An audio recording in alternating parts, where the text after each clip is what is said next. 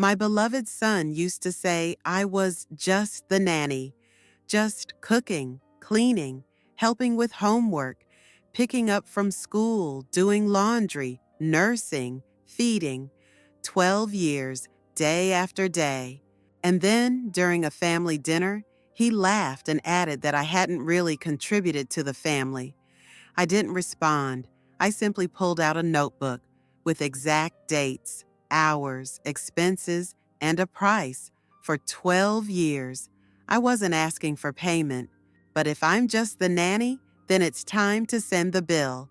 If this story resonated with your soul, click subscribe and let me know in the comments which city or country you're listening from.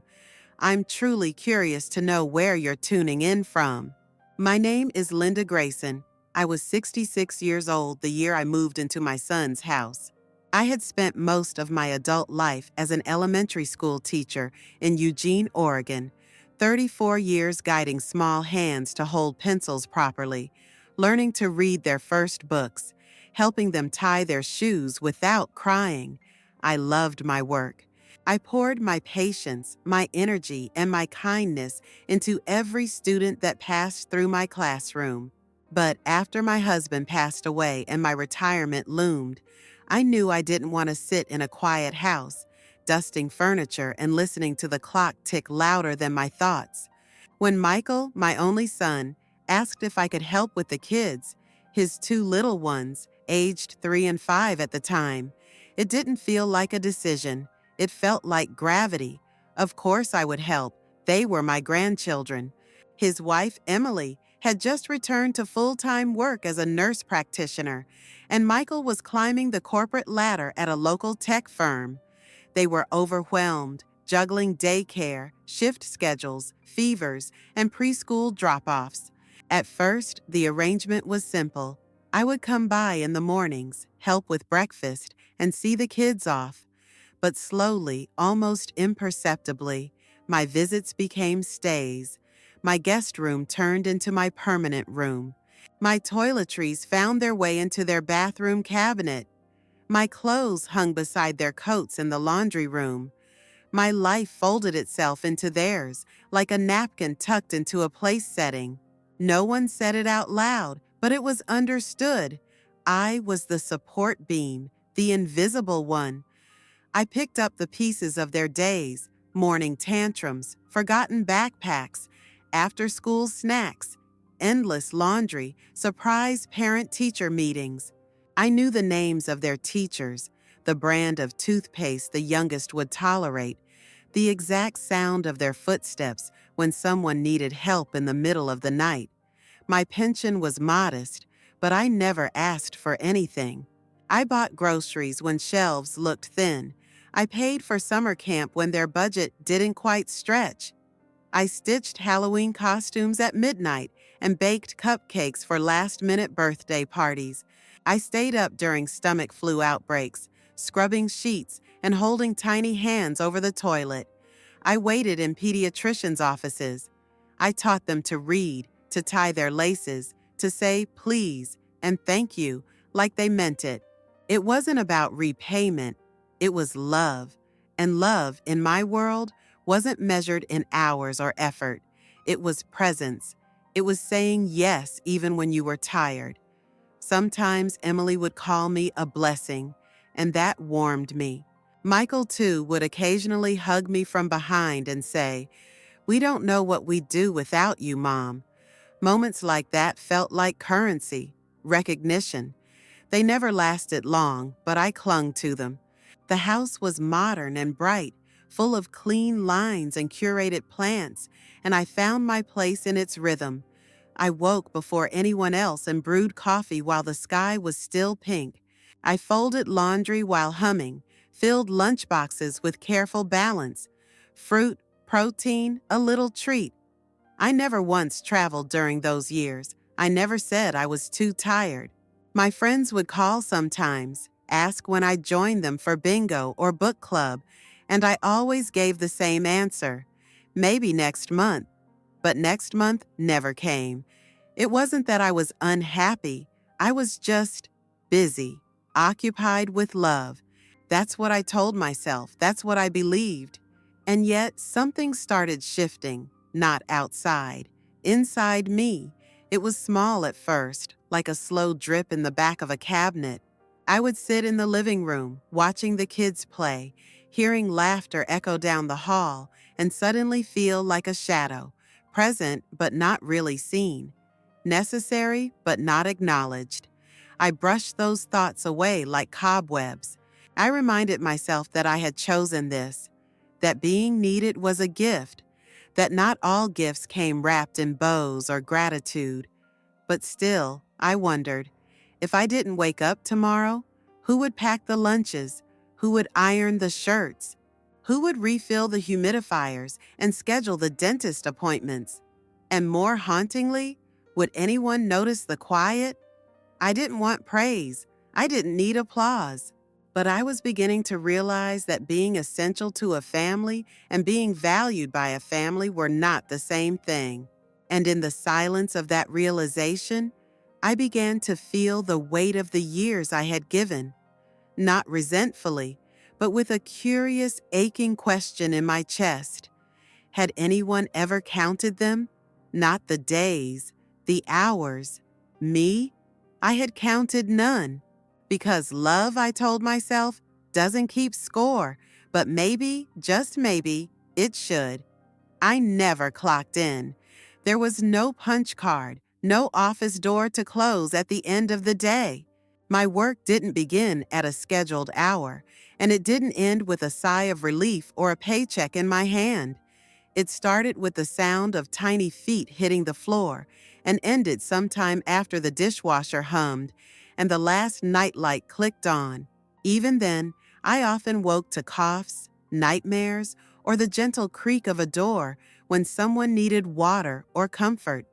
There was no job description, but I filled 1,000 roles: cook, cleaner, driver, tutor, nurse, mediator, organizer, emotional sponge. I held the family together in the quietest ways. I remembered appointments, stocked the pantry, filled out school forms, patched holes in jeans, rescheduled missed vaccinations. I memorized shoe sizes, medication doses, favorite snacks, and which child couldn't fall asleep without their blanket warmed in the dryer. None of it was dramatic. No one applauded when I found the missing permission slip or remembered which allergy form was due by Tuesday. There were no performance reviews, no holiday bonuses, not even a word of thanks most days. But I kept going because someone had to, because they were my family. I learned to take up less space. I sat at the far end of the dinner table and ate last. I ducked out of the way in photos. I waited for everyone else to leave the house before taking a shower. If something went wrong, if a shirt wasn't ironed or a snack was missing, it was my fault. If everything went smoothly, no one noticed. It became routine, this erasure. My name faded from conversation. I became she, her, grandma, when they remembered. I didn't mind at first, but over time, it chipped away at me. The children grew, and with each passing year, they leaned on me less. But my work didn't lessen. It just shifted. Instead of diapers and lullabies, it was school projects, forgotten instruments, carpool schedules. I became the default, the backup, the answer to every inconvenience. If someone got sick, I stayed home. If plans changed, I adjusted. When Emily's mother visited, I quietly stepped back, slept on the couch, and made myself scarce. They called me flexible, helpful, a lifesaver, but their praise was fleeting, conditional. It lasted until the next favor was needed, until the next crisis. No one ever asked how I was doing. No one noticed when my knees started to ache or when my hands shook a little while chopping vegetables. I canceled my own doctor's appointments to make sure someone was home when the repairman came. I gave up my book club, my morning walks, my quiet afternoons. I stopped knitting, stopped journaling. My own life shrank into the spaces between their needs. And still, I felt guilty whenever a flicker of resentment passed through me. Who was I to complain? I had a roof over my head. I was with my grandchildren. I was needed. But needed is not the same as seen. There were moments, small, sharp ones, that pierced deeper than I expected. Like the time Emily told a friend, laughing, "We're lucky. Free childcare is hard to come by." She didn't look at me when she said it. Or when Michael bought concert tickets for a weekend trip and asked me, hours before they left, to watch the kids just this once. Or when I realized I hadn't received a single birthday card in 3 years. I started to wonder if love was supposed to look like this, if being part of a family meant becoming invisible, if the comfort I provided was so seamless, so automatic, that they forgot it came from me.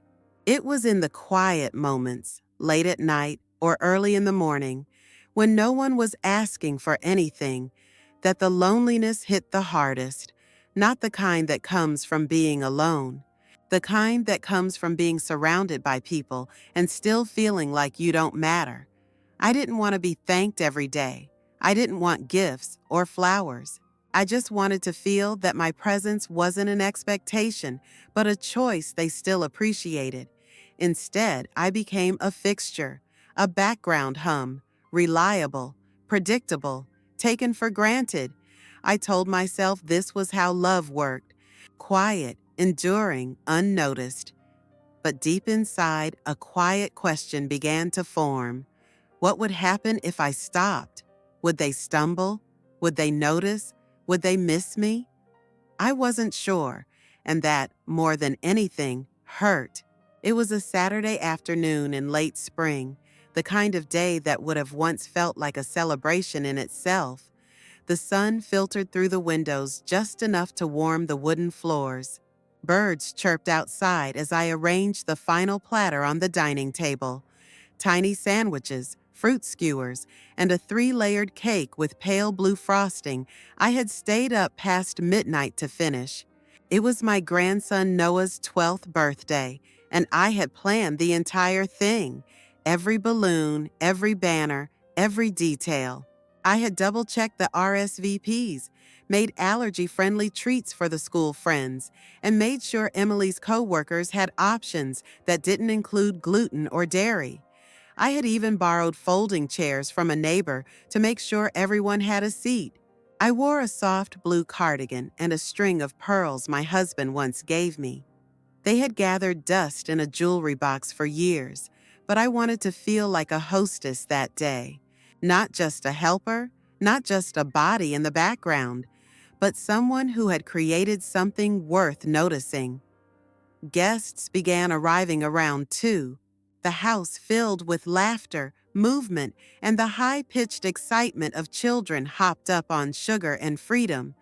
I moved through it all like I always did, quietly, efficiently, invisibly, refilling chip bowls, wiping up spills, cutting cake, taking coats, organizing games, watching over toddlers too young to understand boundaries, smiling through the exhaustion building in my joints. At some point, I noticed that Emily and Michael had gathered people in the living room. Someone handed out plastic champagne flutes filled with sparkling cider. I assumed it was time for the toast. I paused in the kitchen, brushing frosting from my hands with a dish towel, waiting to be called over. But no one called. I walked into the room just as Michael raised his glass. The room quieted. Everyone looked at him. I stood near the entryway, still holding the towel, uncertain whether to step forward or stay back. Michael beamed as he began thanking everyone for coming. He praised Emily for her incredible effort organizing everything. He complimented Noah for growing into such a bright young man. He even made a joke about juggling work deadlines with parenting chaos, and the room laughed warmly. Then, as if on cue, he looked around the room and said something that struck deeper than anything anyone had ever said to me. And of course, a big thank you to my mom, our full-time nanny. We're pretty lucky to have someone who works for hugs and leftovers." The room burst into laughter. Not cruel laughter, not malicious, but easy, thoughtless, communal. I stood there frozen, the towel clenched in my hands. My smile didn't move. My heart didn't either. Nanny, hugs, and leftovers. 12 years. 12 years of diapers, midnight rocking, carpooling, sewing, cooking, worrying, and rearranging my life down to the breath. And that was the summary. A joke, a warm chuckle. I looked around the room. No one noticed the shift in my face. No one saw the way my shoulders dropped or how my eyes darted briefly to the floor. They had already moved on. Someone clinked glasses. Someone made a joke about asking me to babysit their dog. Someone else said, "Hey, where's the cake?" I turned and walked back to the kitchen. The cake was already cut. The plates were stacked. I finished wiping down the counter, folded the towel, and placed it on the edge of the sink. I didn't cry. I didn't scream, but something inside me cracked, soft and silent. It wasn't about the joke. It wasn't even about the words. It was the realization that this was how they saw me. Not as a mother, not as a woman who had stepped in to hold their family together, but as a convenience, a punchline, a free service they'd grown too used to having. The rest of the party passed in a blur. I smiled for the photos. I handed out goodie bags. I told everyone how lovely it had been to see them, and no one suspected a thing. But that night, after the house was quiet and the decorations were packed away, I sat in my room with the door closed. I took out a notebook from my dresser drawer. I opened it to the first blank page and wrote one sentence. This is when I stopped pretending it didn't matter. And from that moment on, I began to count. The day after the party, I woke earlier than usual. The house was still and dim, the kind of quiet that only comes after celebration. Leftover crumbs dotted the counters, and deflated balloons clung to corners like forgotten promises. I padded into the kitchen, made my coffee in silence, and stared out the window as the sun began to rise behind the trees. Something had shifted in me, not loudly, not dramatically, but deeply. It wasn't anger. It wasn't even sadness. It was something colder, clearer, a kind of knowing, the kind that doesn't need words or explanations. I returned to my room and opened the drawer where I kept old notebooks and stationery. Among them was a thick, spiral-bound notebook with a navy blue cover, blank, untouched. I carried it to the kitchen table and set it down like a contract. Not between me and them, between me and truth. For the first time in 12 years, I decided to measure what had been taken without acknowledgement, not because I needed repayment, but because I needed reality. I started with a calendar. I flipped back month by month through old planners, email confirmations, school notices. I found every school year's first day, every summer break, every holiday I had helped them navigate. I noted the sick days I had covered, the weekends they had gone away, the nights I had stayed up with fevers or stomach bugs. I created columns, dates, hours, tasks. I became my own bookkeeper. Each line held something small that had once felt invisible. January 2012, took Emily to the ER, stayed home with both kids for 14 hours. March 2013, drove to school 26 times. July 2014, watched kids 9 full days while parents were on vacation. October 2015, hosted birthday party, baked cake, cleaned entire house before and after. It went on and on. By the end of the first day, I had filled 30 pages. My handwriting grew tighter as I tried to fit in every detail I could remember. Each entry was like pulling thread from a tangled spool, unraveling moments I had buried. I searched my old bank statements. I found receipts, doctor copays, clothing, birthday gifts, groceries. I hadn't realized how often I'd reached into my own pocket. It hadn't felt like sacrifice at the time. It had just felt like love. But now, seen in rows and numbers, it told another story. I calculated the average rate of childcare in our area, $20 an hour. I multiplied it by the hours I had worked. The total made me sit back in my chair and stare. Over 12 years, even with conservative math, the number climbed past $250,000. That didn't include groceries, gas, school supplies, or clothes. It didn't include the time I spent comforting, teaching, or being present in moments they hadn't even noticed I was there. There were no receipts for the nights I rubbed backs until they slept, for the field trips I chaperoned, for the late-night runs to the pharmacy. Still, I kept writing. The notebook became a ritual. Every morning after coffee, I'd sit for an hour and record more entries. The ink flowed steadily, like truth finally having its say. In the afternoons, I walked through the neighborhood, clearing my head, processing what I was beginning to understand. I wasn't bitter. I was awake. I had let myself disappear behind a wall of duty. I had equated silence with grace, invisibility with humility. But what I had really done was erase my own name from the story. The ledger gave me that name back. I began to notice things I hadn't before. How no one asked if I needed anything from the store. How my place at the dinner table was closest to the kitchen. How no one knocked before coming into my room. It wasn't cruelty. It was comfort. The kind that assumes someone will always be there. But I was beginning to wonder if I always should be. The notebook grew heavier by the day, not just in weight, but in meaning. It was no longer just a log. It was a mirror. And what it showed me was that I had turned love into labor and labor into silence. But now I had evidence. I had clarity. And soon I would decide what to do with it. By the time I filled the last page of the notebook, spring had turned to summer. The garden was in full bloom, and the long evenings cast golden light across the kitchen floor. I had spent weeks compiling what I had never before dared to examine. Every hour, every ride, every dollar, every sacrifice.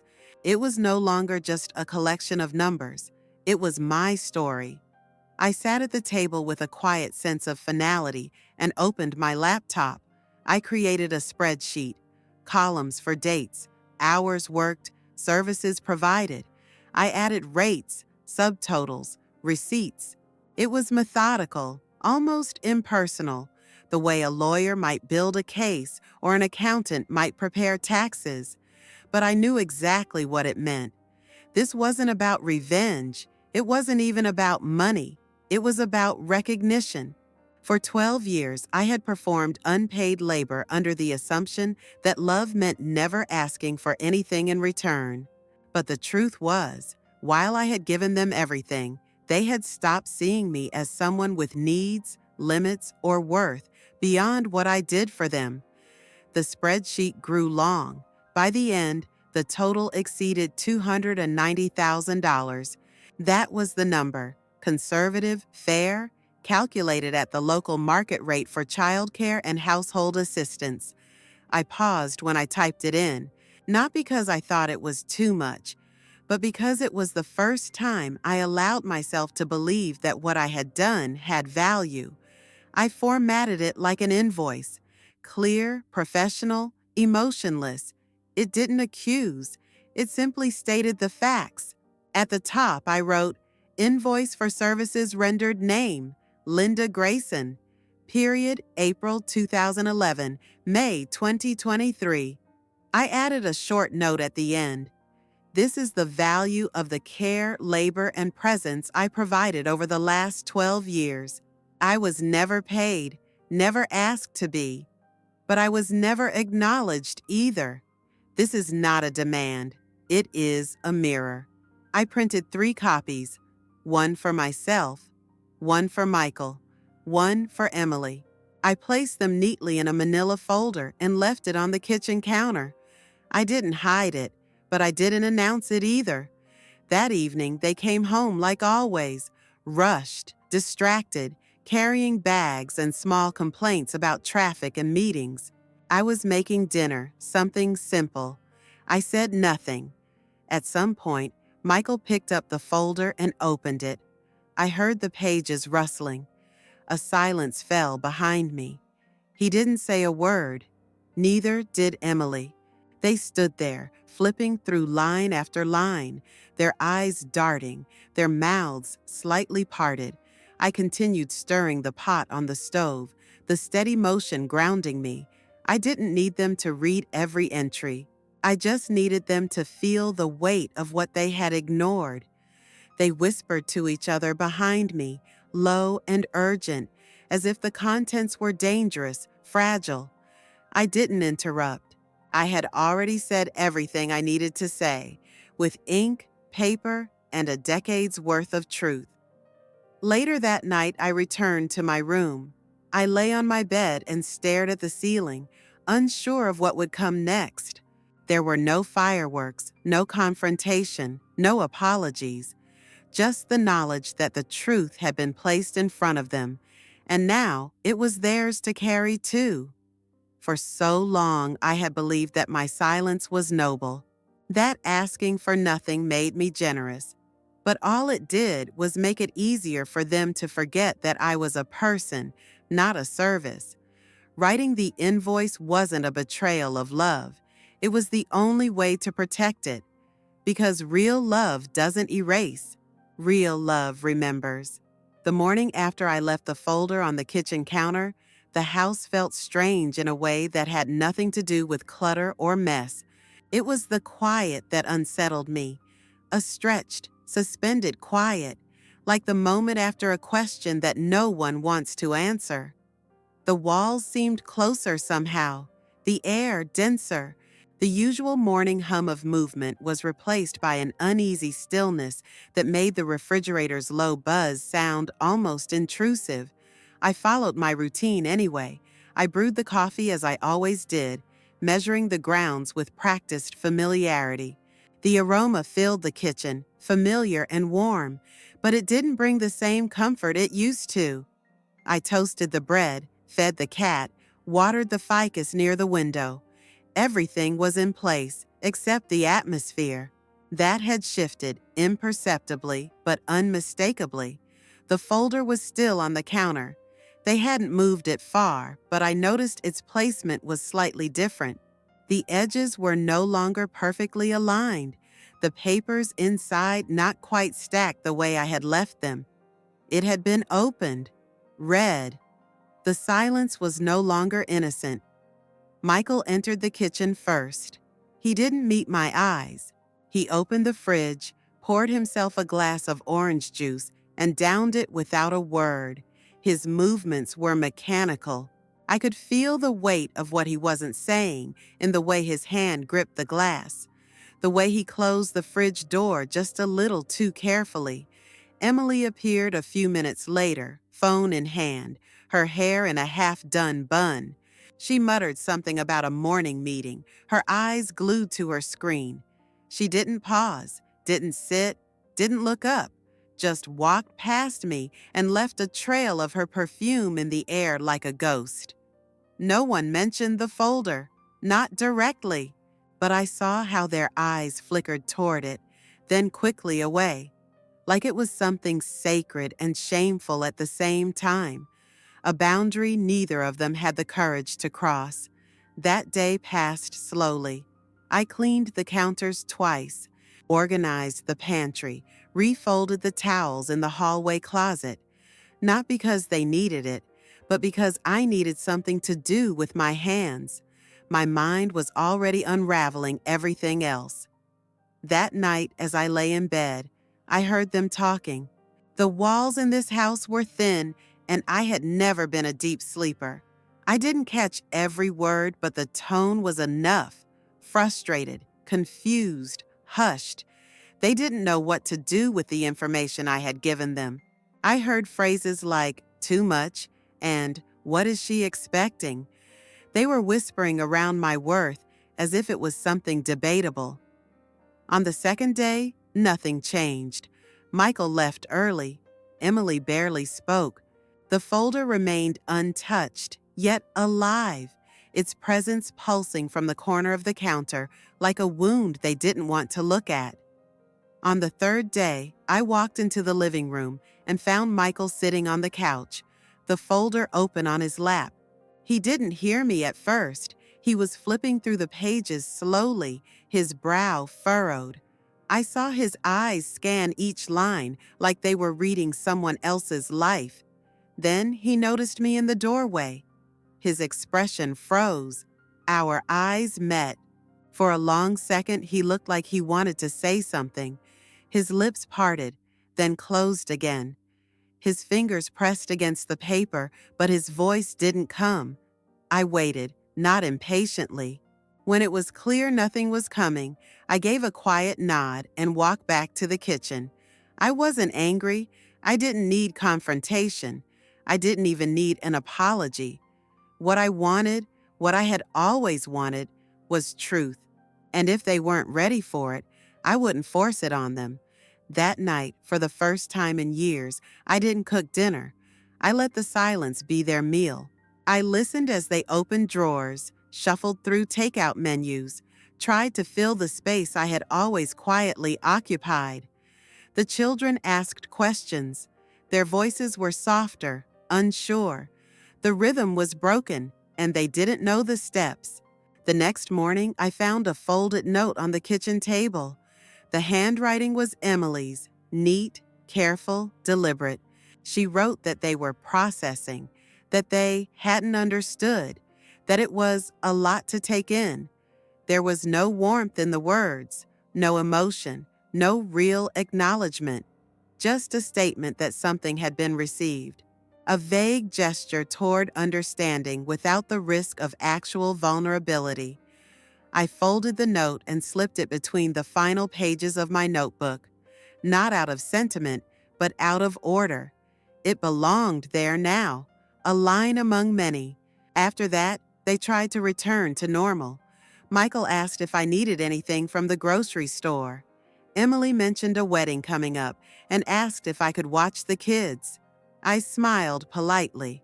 I said little, because we all knew things were no longer the same. The folder still sat on the counter for days after, untouched, yet undeniably present. They glanced at it sometimes, furtive, uncertain, as if waiting for it to erupt, as if fearing it might. But it didn't need to. It had already done its work. I had written it not to punish, but to remind, to show what they had refused to see for too long. And now they saw. The numbers didn't matter. What mattered was that I had kept count, that I had remembered, that I had spoken. And for the first time in years, they couldn't look through me, because I wasn't invisible anymore. I was undeniable. I had drawn a line, and they didn't know how to step over it. The day I decided to leave, it wasn't a grand declaration. There were no tears, no slamming doors, no words spoken in anger. It unfolded quietly, like the end of a season. Inevitable, calm, long overdue. The kind of ending that feels less like breaking and more like release. I stood in the doorway of my room, the same room I had slept in for over a decade, and looked at it with fresh eyes. It wasn't a bedroom. It was a storage unit for a life half lived. The books I'd once dreamed of reading sat unopened, stacked on a shelf beneath a dusty lamp. Jigsaw puzzles still wrapped in cellophane leaned against the dresser. My rocking chair, the one I had brought with me when I first moved in, was untouched, buried under folded laundry and forgotten jackets. There was a calendar on the wall filled with dentist appointments, school events, dinner parties, but not a single date that belonged to me.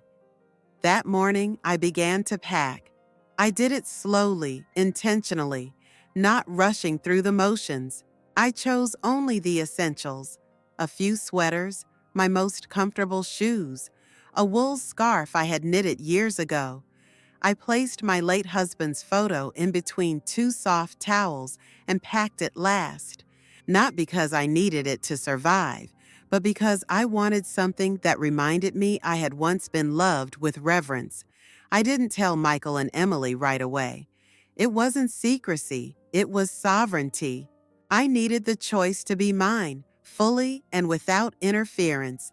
I spent my evenings online, scrolling through listings. Most places were either too expensive or too impersonal. But then I found it: a quiet senior apartment complex about 10 minutes away, tucked behind a church and a row of maples. The listing showed a corner unit on the third floor with big windows and a tiny balcony. Nothing fancy, just enough. I visited it the next morning. The building smelled of fresh paint and coffee. A woman was watering geraniums outside. The apartment itself was empty and echoing, but when I stepped inside, I knew. It felt like air after a long storm, cleansed, breathable. Mine. I signed the lease on a Thursday, paid the deposit, scheduled the move for the following Tuesday. On Monday night, after everyone had gone to bed, I wrote a note, a simple one. I left it on the kitchen counter next to the fruit bowl. I didn't write anything dramatic, just that I had found a place of my own, that I was safe, and that I appreciated the years we had shared. I wrote it kindly, but without softness, not to invite guilt, but to close the door gently. The move itself was quiet. I hired two young movers who chatted as they worked. They called me ma'am and asked if I wanted help setting up my bed. I declined. I wanted to make the bed myself. I wanted to put every corner in place, to tuck the sheets under the mattress just right. It was a small thing, but it mattered. It was mine. That night, I sat on the balcony of my new apartment with a cup of chamomile tea. I watched the streetlights flicker on one by one, and for the first time in years, I felt a stillness that wasn't loneliness. It was solitude, and it was beautiful. The silence inside the apartment didn't weigh me down. It freed me. It didn't remind me of absence. It reminded me of possibility. For the first time, I could hear my own thoughts without interruption. I could decide when to speak, when to sit, when to rest. No schedules, no requests, no shadows to hide in. I unpacked on my own time. I placed books on the shelf in order of mood rather than title. I bought a comforter with bold flowers on it, too loud for Emily's taste, but perfect for mine. I planted basil and lavender in small pots on the balcony. I put the rocking chair by the window, and in the evenings, I actually sat in it. I joined a knitting group at the community center down the road. The women there were vibrant, sharp-witted, generous. We laughed over dropped stitches and shared stories over lukewarm coffee. I walked to the library and applied for a new card in my name. I checked out a mystery novel, returned it the next week, and checked out two more. I started journaling again. Nothing profound, just the kind of entries that come when the world finally stops asking things of you. My days stretched wide, like fields after harvest. At first, I felt unsure, like I had forgotten how to move without marching to someone else's drum. I would wake before dawn, still half listening for small footsteps, still anticipating the call of my name. But there was no call. And slowly, my body began to rest. My hands unclenched. My breath deepened. Sometimes I thought of the house, of the children. I wondered if they noticed I wasn't there, if the pantry ran out of snacks more often, if their mornings took longer. But those thoughts passed because I had done my part, more than my part. They didn't visit. They sent a message once, maybe twice, quick, polite updates. I replied, brief but kind. I didn't hold resentment, but I also didn't chase reconciliation. I had learned something in the leaving. Peace is not given, it is claimed, and I had claimed mine. In that quiet, in that corner of the world I now called my own, I rediscovered the simplest truth. I was not made to disappear in service to others. I was meant to be whole, and I would not give that up. Not again. It happened on a Tuesday morning, a few months after I'd moved into my new apartment. The air was still crisp from the night, and I had just returned from my walk to the local bakery. I set the brown paper bag with the warm cinnamon bun on the kitchen table, poured myself a cup of coffee, and sat by the window. The light came in softly through the sheer curtains, brushing against the floor like a quiet guest. There was a letter in the mailbox that day, a plain white envelope with my name printed on the front in Michael's handwriting. I recognized it immediately. The neat, slightly slanted letters, always too careful, as if afraid of making a mistake. I held it for a moment before opening it, letting the weight of it settle in my hands. Inside was a short note and a folded check. The note was not emotional, not apologetic. It simply said that they had read every line of the invoice, had taken time to reflect, and while they couldn't undo the past, they wanted to acknowledge the truth of it. The check was for $36,000, a fraction of the total, a symbolic offering, a line drawn in ink, not to erase what had been, but to underline it. I stared at the check for a long time. My fingers didn't tremble. My breath didn't hitch. But there was a quiet stirring inside me, a sense of being witnessed. Not fully, but finally.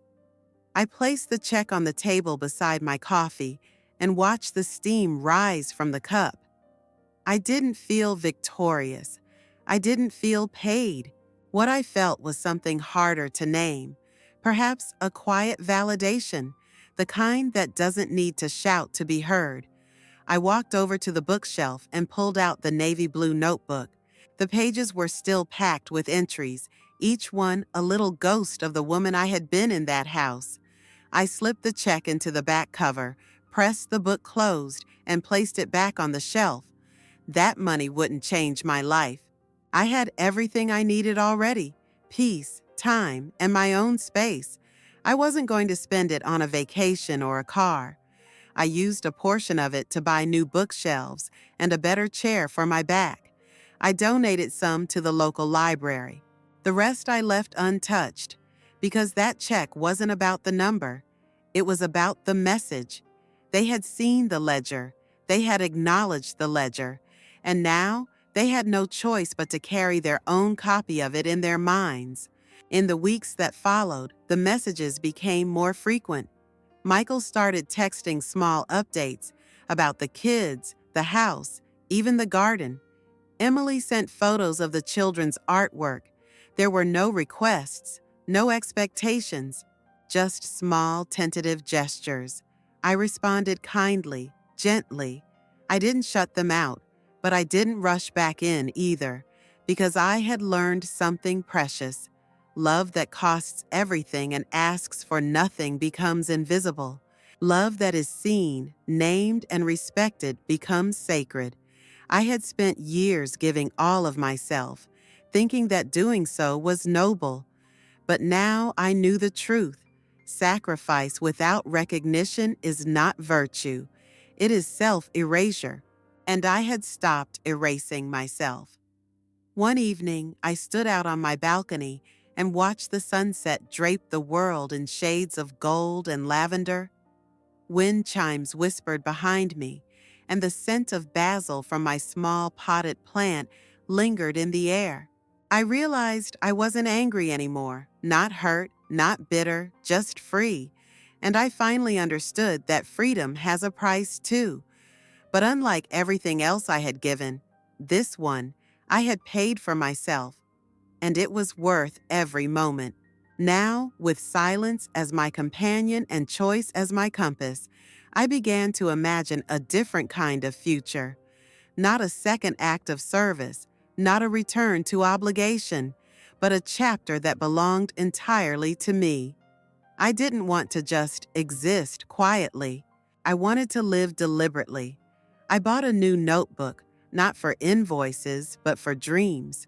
I wrote down things I had buried under duty: visit the Grand Canyon, learn Italian, take a watercolor class, try ballroom dancing, buy a red dress, go on a date, possibly fall in love again.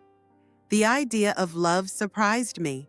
I hadn't said it aloud to anyone, but in the soft spaces of my mind, I started to see it as a possibility, not the romantic fantasy of youth, but something tender and grounded: companionship, laughter at the end of the day, a warm hand reaching across the table, someone who would see me not for what I did, but for who I was.